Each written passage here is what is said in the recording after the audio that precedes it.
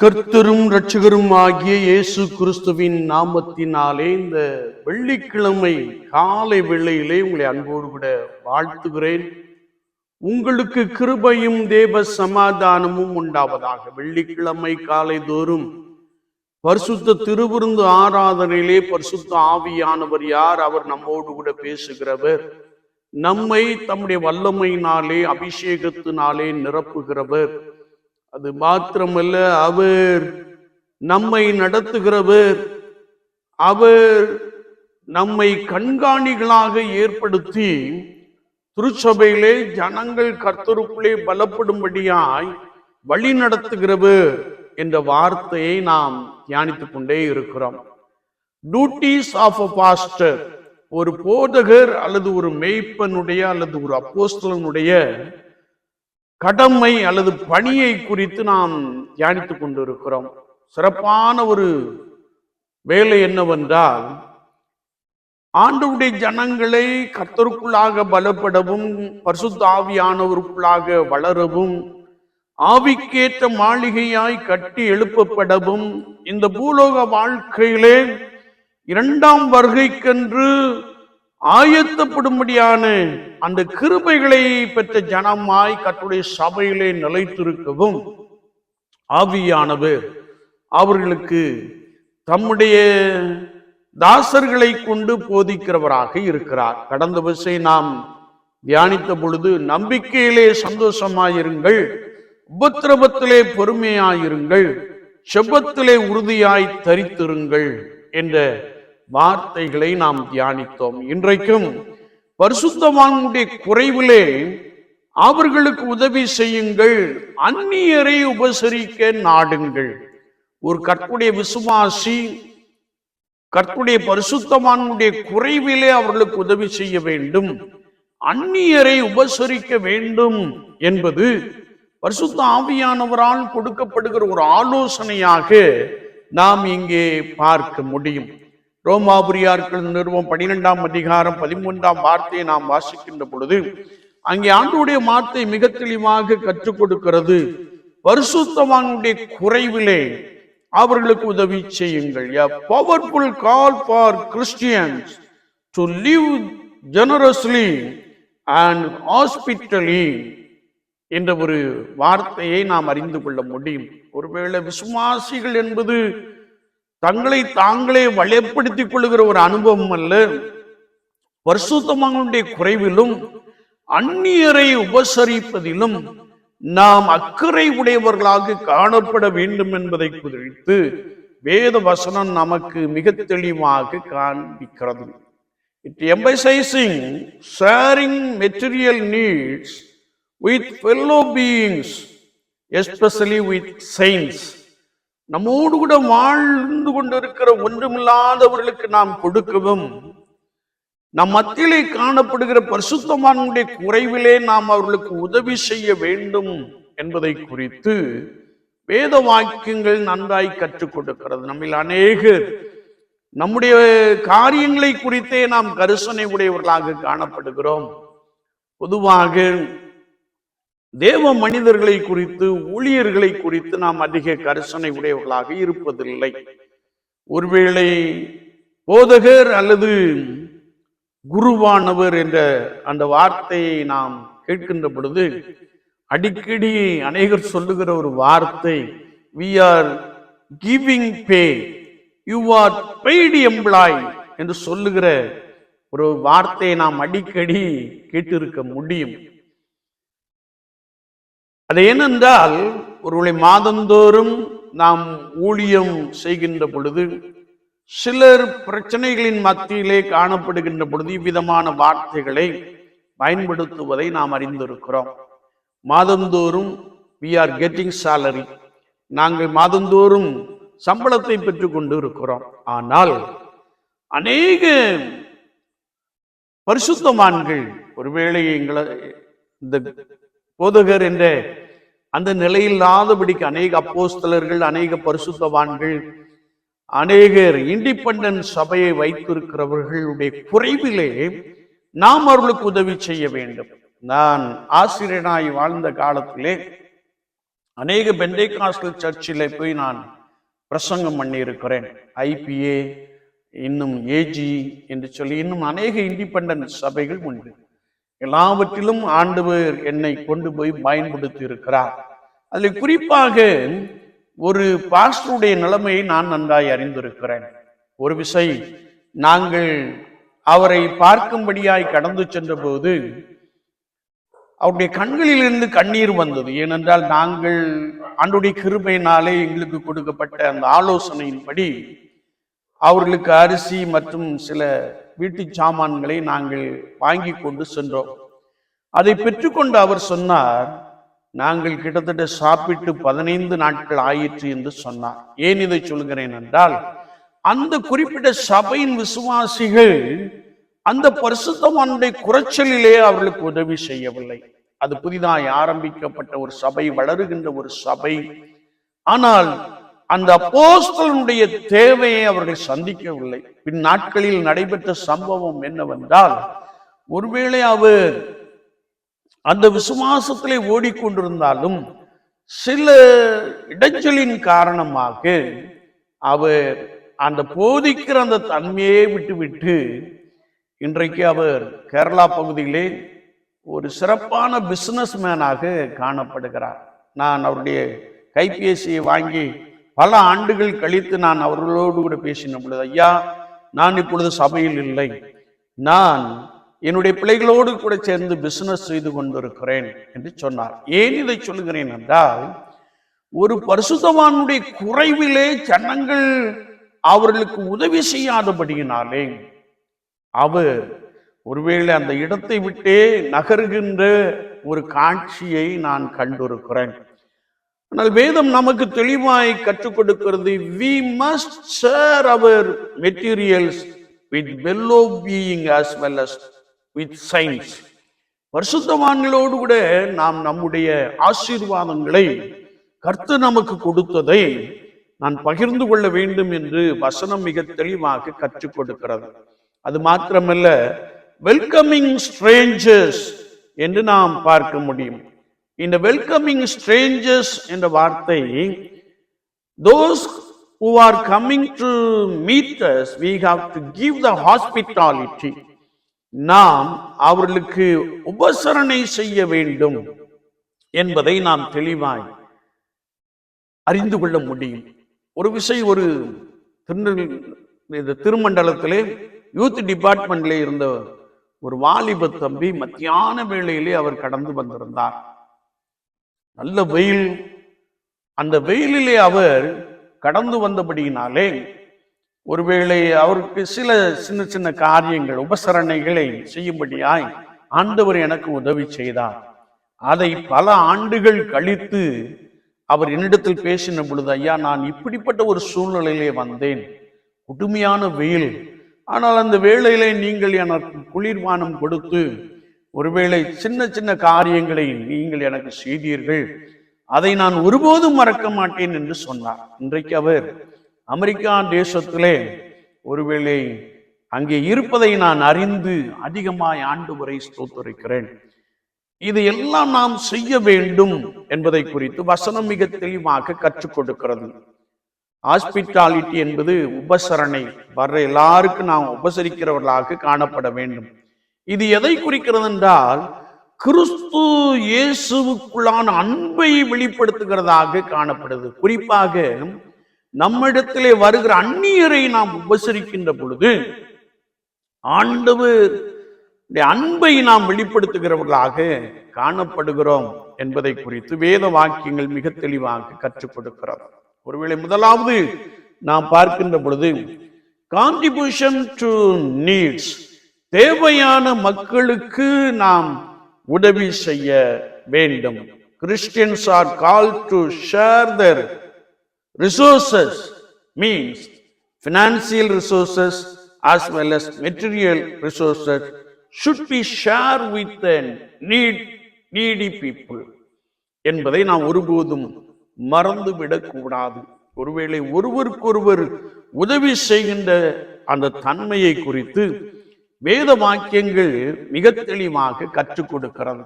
இதை நாம் அப்போஸ்தலனாகிய பரிசுத்த பவுல் கொரிந்தியருக்கு எழுதின 2ஆம் நிருபம் 9ஆம் அதிகாரம் 7ஆம் வார்த்தையிலே நாம் வாசிக்கின்ற பொழுது, அவனவன் விசனமாயும் அல்ல, கட்டாயமாயும் அல்ல, தன் மனதில் நியமித்தபடியே கொடுக்க கடவன், உற்சாகமாய் கொடுக்கிற இடத்தில் தேவன் பிரியமாய் இருக்கிறார் என்று எழுதப்பட்டு இருக்கிறது.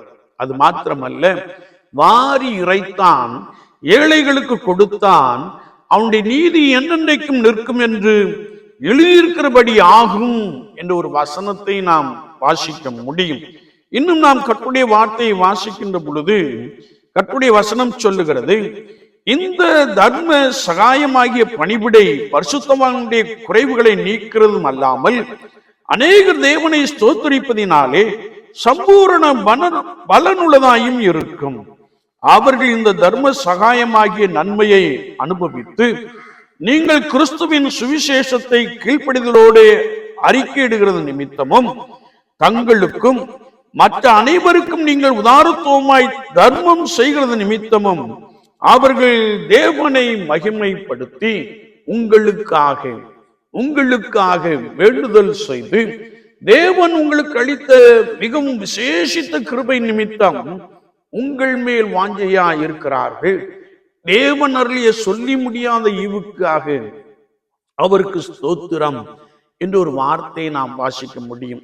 எந்த ஒரு தேவ மனிதன் ஆனாலும் ஜனங்களுக்காக ஜெபிக்கிற, ஜனங்களை ஜெபத்திலே தாங்குகிற ஒரு பரிசுத்தவான்களாக காணப்படுவார்கள் என்பதிலே எந்த விதமான ஐயப்பாடும் இல்லை. ஒருவேளை அநேகருக்காய் ஜெபிக்கின்ற அந்த ஜெபத்தை ஆண்டவர் கேட்டு ஆண்டவர் ஜனங்களை ஆசீர்வதிக்கிறபடியினாலே கர்த்தருடைய வசனம் சொல்லுகிறது, தேவன் ஜனங்களுக்கு அளித்த மிகவும் விசேஷித்த கிருபை நிமித்தம் உங்கள் மேல் வாஞ்சையா இருக்கிறார்கள் என்ற ஒரு வார்த்தையை நாம் வாசிக்க முடியும். ஜனங்கள் ஆசீர்வதிக்கப்படுகின்ற பொழுது கர்த்தருடைய பரிசுத்தவான்களுக்கு அதிகமாய் கொடுப்பதை நாம் பரிசுத்த வேதாகமத்தின் மூலமாக மிக தெளிவாக அறிந்து கொள்ள முடியும். வேதம் சொல்லுகிறது, தங்களுக்கும் மற்ற அனைவருக்கும், தேவையுள்ள ஜனங்களுக்கும் என்று கர்த்தருடைய வார்த்தையிலே நாம் வாசிக்க முடியும். சமீபத்திலே ஒரு தேவ மனிதன் அல்லது ஒரு கர்த்தரை நேசிக்கிற ஒரு குடும்பத்தார் ஒருவேளை மிஷன் ஃபீல்டிலே ஒரு 7 சபைக்கு உதாரத்துவமாய் ஏழ்மையான ஜனங்களுக்கு என்று தாராளமாய் ஒருவேளை குளோத்ஸ், அந்த தேவையான துணிமணிகளை, புதிய வஸ்திரங்களை கொடுத்தார்கள். அதை நானும் இன்னொரு குருவானவரும் சென்று ஒருவேளை அதை அந்த ஜனங்களுக்கு கொடுக்கிற ஒரு மகிழ்ச்சி இருக்கிறதே, அது மிகப்பெரிய மகிழ்ச்சி. கடந்த ஆண்டிலே ஒருவேளை 5 சபைக்கு அவர்கள் உதவி செய்தார்கள். இந்த ஆண்டிலே 7 சபைக்கு உதாரத்துவமாய் கொடுக்கிறார்கள். சபைக்கு மாத்திரமல்ல, ஏழ்மையான ஜனங்களுக்கு மாத்திரமல்ல, கர்த்தருடைய பரிசுத்தவான்களுடைய குறைவிலும் அவர்கள் அதிகமாய் கொடுப்பதை நாங்கள் அறிந்திருக்கிறோம். அது மாத்திரமல்ல, வியாதியஸ்தர் என்று சொல்லி யார் அவர்களிடத்திலே சென்றாலும் கர்த்தருடைய நாம மகிமைக்கென்று கர்த்தருக்காக பலமாய் செயல்படுகிற ஒரு அனுபவத்தை நாங்கள் கண்டிருக்கிறோம். அது நிமித்தமாய் கர்த்தர் அவர்களை நிறைவாய் ஆசீர்வதித்துக் கொண்டே இருக்கிறார். எனவே வேதம் தெளிவாய் கற்றுக் கொடுக்கிறது, we must contribute to the needy people in our society, especially to the saints என்று வேதத்திலே மிக தெளிவாக எழுதப்பட்டிருக்கிறது.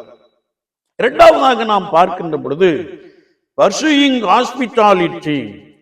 This involves actively seeking opportunities to welcome and care for the strangers.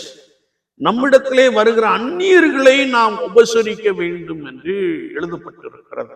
நாம் ஏதாயும் பிரேயர் சென்டர் என்று சொல்லி எங்கேயாயும் நாம் செல்லுகின்ற பொழுது அங்கே நமக்கு அறிவும் இல்லாத அநேகர் வருவதை உண்டு.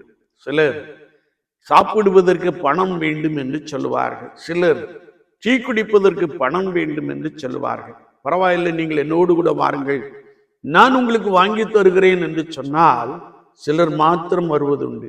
அநேகர் இல்லை, பணம் தான் வேண்டும் என்று சொல்வார்கள். அவர்கள் அதை எதற்கு செலவழிக்க போகிறார்கள் என்பது நமக்கு தெரியாது. ஆனாலும் நம்மிடத்திலே காணப்படுகிற அந்நியரை நாம் உபசரிக்க வேண்டும் என்பதை குறித்து வேத வாக்கியங்கள் மிக தெளிவாக கற்றுக் கொடுக்கிறது. அதனாலே ஆண்டவர் நம்மை ஆசீர்வதிக்கிறாராம். 1 ராஜாக்களின் புஸ்தகம் 17ஆம் அதிகாரம் 8ஆம் வசனம் முதல் 16 வசனங்களை நாம் வாசிக்கின்ற பொழுது, ஆண்டவராகிய தேவன் எலியா தீர்க்கதரிசியை சாரிபாத் விதவின் இடத்திலே அனுப்பின காட்சியை நாம் நன்றாய் அறிந்திருக்கிறோம். ஒருவேளை அது ஒரு பஞ்ச காலம். எனவே அந்த விதவை 2 விறகுகள் பொறுக்கி தானும் தன்னுடைய மகனும் அந்த 2 அப்பங்கள் சுட்டு அதை சாப்பிட்டு விட்டு செத்து போக வேண்டும் என்ற நிலைப்பாட்டிலே அவர்கள் காணப்பட்டார்கள். ஆனால் ஆண்டவர் தீர்க்கதரிசியை சாரிபாத் ஊருக்கு அனுப்பி அந்த விதவினிடத்திலே போய் கொஞ்சம் தண்ணீர் கொடு என்று கேட்டார். அது மாத்திரமல்ல, அப்படியே நீ வரும்போது கொஞ்சம் அப்பமும் கொண்டு வா என்று சொன்ன மாத்திரத்திலே அவள் தன்னிலையை குறித்து விளக்குகின்ற ஒரு காட்சியை நாம் பார்க்க முடியும். பரவாயில்லை, நீ அப்பம் சுடுவதிலே முதல் அடையை என்னிடத்தில் கொண்டு வா என்று சொன்ன மாத்திரத்திலே அவள் கொண்டு வந்து கொடுத்தாள். வேதத்திலே நாம் வாசிக்கிறோம், அவளுடைய வீட்டில் உள்ள அந்த பானையில் உள்ள அந்த மாவு குறையவில்லை, கலசத்தில் உள்ள எண்ணெயும் குறையவில்லை. பஞ்ச காலம் முழுவதும் அவளையும் அவன் மகனையும் மாத்திரமல்ல, அவனோடு இருந்த எல்லாரையும் ஆண்டவர் போஷித்தார் என்று வேதம் நமக்கு தெளிவாய் கற்றுக் கொடுக்கிறது. ஒரு தீர்க்கதரிசியை, ஒரு பரிசுத்தவானை ஒருவேளை உபசரித்தது நிமித்தமாய் ஆண்டவர் பஞ்சகாலம் முழுவதையும் அவர்களை நன்றாய் ஆசீர்வதித்தார். ஒரு குறைவில்லாமல் அவர்கள் சாப்பிட்டு திருப்தி அடைந்தார்கள் என்பதை நாம் மிக தெளிவாக அறிந்து கொள்ள முடியும். எனவேதான் வேதத்தை நாம் வாசிக்கின்ற பொழுது, ஒருவேளை நாம் இப்படி உபசரிக்கின்றதுனாலே சில வேளைகளிலே நாம் தேவதூதர்களை உபசரிக்கிறோம் என்பதை நாம் பரிசுத்த வேதாமத்தின் மூலமாக மிக ஆழமாக அறிந்து கொள்ள முடியும். மூன்றாவதாக, sincere love. This giving and hospitality should stem unselfish love என்பதை நாம் அறிந்து கொள்ள முடியும். இப்படி நாம் கொடுப்பது ஒருவேளை நம்முடைய சுயநலத்தை நான் வெறுத்து மற்றவர்களுக்காக நம்மை அர்ப்பணிக்கின்ற, மற்றவர்களுக்காக செயல்படுகின்ற ஒரு தன்மையை குறிக்கிறது. ஆதி திருச்சபையை நாம் எடுத்துக் கொள்ளுகின்ற பொழுது அவர்கள் எல்லாரும் பரிசுத்த ஆவியானவரால் நிரப்பப்பட்டிருந்தார்கள். அவர்கள் எல்லாரும் ஒரே மனம், ஒரே இருதயம் உடையவர்களாக காணப்பட்டார்கள். அவர்கள் தங்களுடையவைகளை தங்களுடைய என்று சொல்லாமல் அவர்கள் எல்லாருக்கும் பகிர்ந்து கொடுத்தார்கள் என்பதை நாம் மிக தெளிவாக அறிந்து கொள்ள முடியும். ஆதி திருச்சபையிலே ஒரு உள்ளான அன்பு வெளிப்பட்டதையும் அவர்களுக்குள் ஆவியானவர் இருந்து செயல்படுகிற தன்மையையும் அநேகர் கண்டபடியினாலே இயேசு கிறிஸ்துவினுடைய விசுவாசம் வைத்து சபையிலே சேர்க்கப்பட்டு வந்தார்கள் என்பதை குறித்து நாம் மிக தெளிவாக அறிந்து கொள்ள முடியும். நான்காவதாக, நாம் இதே பகுதியை வாசிக்கின்ற பொழுது இங்கே காணப்படுகிற இந்த ஸ்பிரிச்சுவல் சிக்னிபிகன்ஸ் என்னவென்றால், ஆதியாகமத்தின் புஸ்தகம் 18ஆம் அதிகாரம் 1 முதல் 16 வசனங்களை நாம் வாசிக்கின்ற பொழுது அங்கே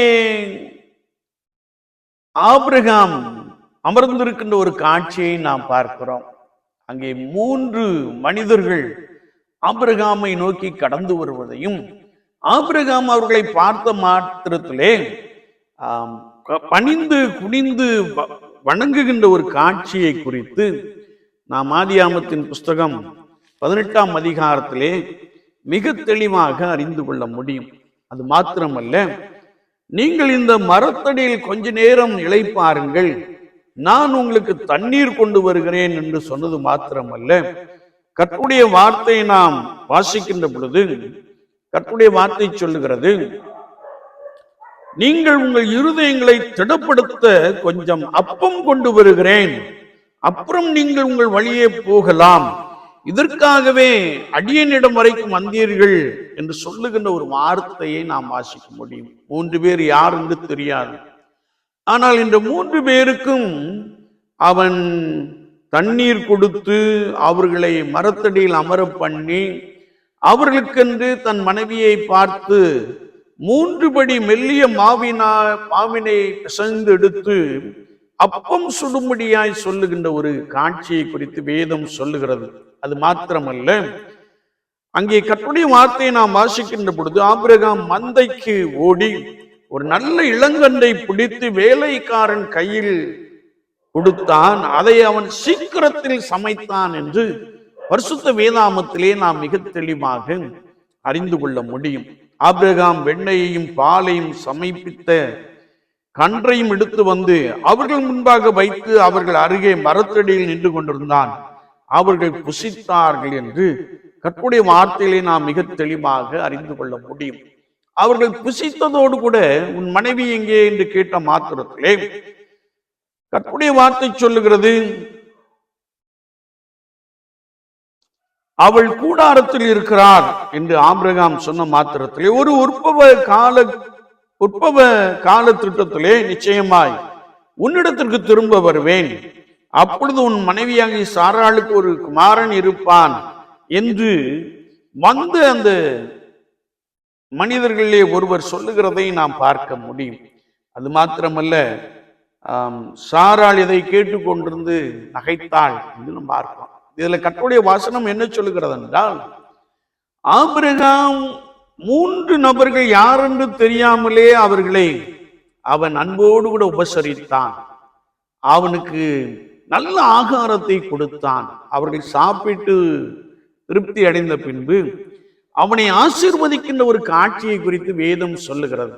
அவர்கள் சொன்னபடியே அந்த உற்பவ கால திட்டத்திலே ஆண்டவர் ஒரு ஈசாக்கை கொடுத்தார் என்பதை நாம் பரிசுத்த வேதாமத்தின் மூலமாக மிக தெளிவாக அறிந்து கொள்ள முடியும்.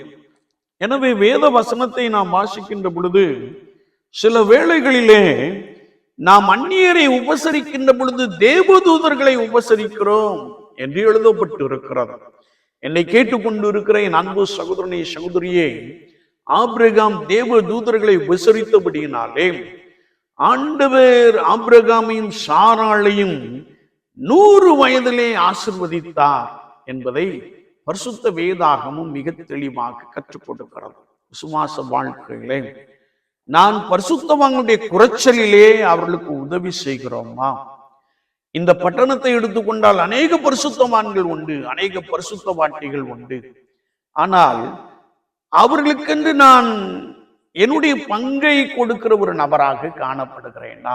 சற்று நம்மை நாமே ஆராய்ந்து பார்ப்போம். அது மாத்திரமல்ல, தேவையோடு கூட இருக்கிற ஜனங்களுக்கு நாம் கொடுக்கிற ஒரு நபராக காணப்படுகிறோமா? இன்னும் நம்மை நிதானித்து ஆராய்ந்து பார்ப்போம். இன்னும் நான் அந்நியரை உபசரிக்கிறேனா? ஒருவேளை வேதம் நமக்கு தெளிவாய் கற்றுக் கொடுக்கிறது. இந்த ரோமாபுரியர்கள் நிருபம் இந்த 12ஆம் அதிகாரம் 13ஆம் வசனத்திலே பரிசுத்தவான்களுடைய குறைவிலே அவர்களுக்கு உதவி செய்யுங்கள், அந்நியரை உபசரிக்க நாடுங்கள் என்று சொல்லுகிறது. நீங்கள் அப்படி செய்கின்ற பொழுது ஆண்டவர் உங்களுக்கு நிறைவான பலனை கொடுக்கிறார்.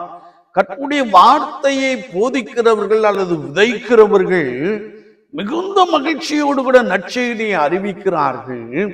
அதனாலே மிகுந்த பலன் உண்டாகிறது என்பதை குறித்து வேத வாக்கியங்கள் மிக தெளிவாக கற்றுக் கொடுக்கிறது.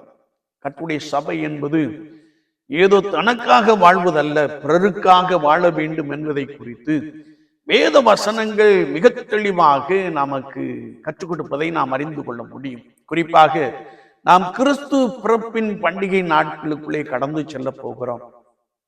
இயேசு கிறிஸ்து எல்லாவற்றையும் படைத்தவர், சர்வத்தையும் படைத்தவர், சகல அதிகாரம் உடையவர், சர்வத்தையும் ஆளுகிறவர். ஆனால் அவர் ஒரு ஏழ்மையான இடத்திலே பிறந்தார். வேதம் சொல்லுகிறது, மாட்டு தொழுவத்திலே பிறந்தார். முன்னணையிலே கிடத்திருக்க காண்பீர்கள், இதுவே உங்களுக்கு அடையாளம். இயேசு கிறிஸ்துவின் பிறப்பு ஒரு அரண்மனையில் இல்லாதபடிக்கு ஒரு தாழ்மையான ஒரு ஏழ்மையான கோலம் பூண்டதை குறித்து நாம் வாய்களியே பாடுகிறோம், அதை குறித்து நன்றாய் பேசுகிறோம். ஆனால் நம்முடைய வாழ்க்கையிலே ஏழ்மையான ஜனங்களை நினைத்து கிறிஸ்துவின் பிறப்பை முன்னிட்டு நாம் அவ்விதமாய் செயல்படுகின்ற பொழுது நாம் ஆண்டவர் நமக்கு கொடுத்த ரிசோர்சஸை, ஒருவேளை பணம், இன்னும் மெட்டீரியல் திங்ஸ், இவைகளை ஒன்றுமில்லாதவர்களுக்கு நான் கொடுக்கின்ற பொழுது நாம் கொண்டாடுகிற இந்த கிறிஸ்துமஸ் பண்டிகை ஒரு அர்த்தமுள்ள பண்டிகையாய் காணப்படும். எனவேதான் நான் அடிக்கடி சொல்லுவதுண்டு, உங்களுக்கு ஒரு வஸ்திரம் எடுத்தீர்கள் என்றால் ஒன்றுமில்லாதவர்களுக்கு ஒரு வஸ்திரத்தை நீங்கள் எடுத்து கொடுங்கள்.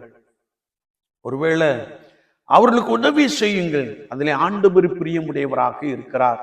அப்படி செயல்படுகின்ற ஒரு கர்த்தருடைய சபை ஆவிக்குரிய காரியங்களிலே அவர்கள் தெளிவு உள்ளவர்களாக, வளர்ச்சி அடைகிறவர்களாக காணப்படுகிறார்கள் என்பதை குறித்து வேத வாக்கியங்கள் மிக தெளிவாக கற்றுக் கொடுக்கிறது. என்னை கேட்டுக்கொண்டு இருக்கிற என் அன்பு சகோதரனே, சகோதரியே, ஒருவேளை நம்முடைய அன்றாட ஜீவியத்திலே நான் பரிசுத்தவான்களுடைய குறைவிலே அவர்களுக்கு உதவி செய்கிறோமா? சில பரிசுத்தவான்கள் பலவீனமாய் இருக்கலாம். ஒருவேளை சிறு பிரச்சனையிலே காணப்படலாம். ஒருவேளை நான் கொடுக்க முடியாவிட்டாலும் அவர்களுக்காக நான் ஜெபத்திலே உறுதியாய் தாங்குகிற ஒரு நபராய் காணப்படுகிறோமா? சற்று நம்மை நாமே நிதானித்து ஆராய்ந்து பார்ப்போம். இயேசு கிறிஸ்து அழகாய் சொல்லிவிட்டார், இந்த சிறியரில் ஒருவருக்கு எதை செய்தீர்களோ அதை எனக்கே செய்தீர்கள் என்று சொல்லிவிட்டார். எனவே விசுவாச வாழ்க்கையிலே நாம் கர்த்தராகிய இயேசு கிறிஸ்துவுக்காக பலமாய் தீவிரமாய் செயல்படுவோம். இந்த ரோமர் 12ஆம் அதிகாரத்திலே சொல்லப்பட்டபடி நாம் பரிசுத்தவான்களுடைய குறைச்சலிலே அவர்களுக்கு உதவி செய்வோம், அந்நியரை உபசரிப்போம். ஆண்டவர் உங்களையும் உங்கள் சந்ததிகளையும் பலமாய் ஆசீர்வதிப்பாராக. ஆமீன், ஆமீன். நாம் ஜெபிப்போம். நேசிக்கிற நல்ல ஆண்டவரே, இந்த வேளைக்காக நாங்கள் நன்றியோடு மை துதிக்கிறோம், மை ஸ்தோத்தரிக்கிறோம். இதை போல் ஒருத்தர் நாளில் ஆண்டவரே எங்களுக்காகவும் இந்த உலகத்திற்காகவும், எங்களை வாழ வைப்பதற்காகவும், இந்த உலகத்தை வாழ வைப்பதற்காகவும் ஆண்டவரே உம்முடைய ஜீவனையே சிலுவையிலே கொடுத்து ரத்தம் சிந்தினீரே, அந்த அன்புக்காய் நாங்கள் உமக்கு ஸ்தோத்திரம் செலுத்துகிறோம். உம்மையே ஜீவபலியாக கொடுத்து விட்டீரே, அந்த அன்புக்காய் ஸ்தோத்திரம். உம்மை ஆராதிக்கிற நாங்கள் மெய்யாகவே பரிசுத்தவான்களுடைய குறைவிலே அவர்களுக்கு உதவி செய்ய, அந்நியரை உபசரிக்க ஆண்டவர் அதிகமாய் எங்களுக்கு உதவி செய்யும்படியாய் நாங்கள் வேண்டு நிற்கிறோம். இந்த கர்த்தருடைய சபைக்காய் ஸ்தோத்திரம். ஆதி திருச்சபையை போல மாறிவிட ஆண்டவரே தங்களுடையவைகளை மற்றவர்களோடு கூட பகிர்ந்து கொண்டார்கள் என்ற அனுபவம் நிறைவாய் காணப்பட தேவாவியானவர் அனுக்கிரகம் செய்யும்படியாய் நாங்கள் வேண்டு நிற்கிறோம். வார்த்தைகளை கேட்டவர்களை பலப்படுத்தும் ஆண்டவரே, எல்லாருக்கும் உதவி செய்ய, குறிப்பாக பரிசுத்தவான்களுடைய குறைவிலே அவர்களுக்கு உதவி செய்ய, அந்நியரை உபசரிக்க ஆண்டவர் சத்துவத்தையும் கிருபையும் கொடுப்பீராக. அதன் மூலமாய் உம்முடைய நாமம் மகிமைப்படட்டும். ஆண்டவரே, யாரெல்லாம் வசனத்தின்படி நடக்கிறார்களோ அவர்களை நீர் 1000 மடங்கு ஆசீர்வதிப்பீராக. இயேசு கிறிஸ்துவின் நாமத்தில் ஜெபங்கேளும் பரிசுத்த பிதாவே. ஆமீன், ஆமீன்.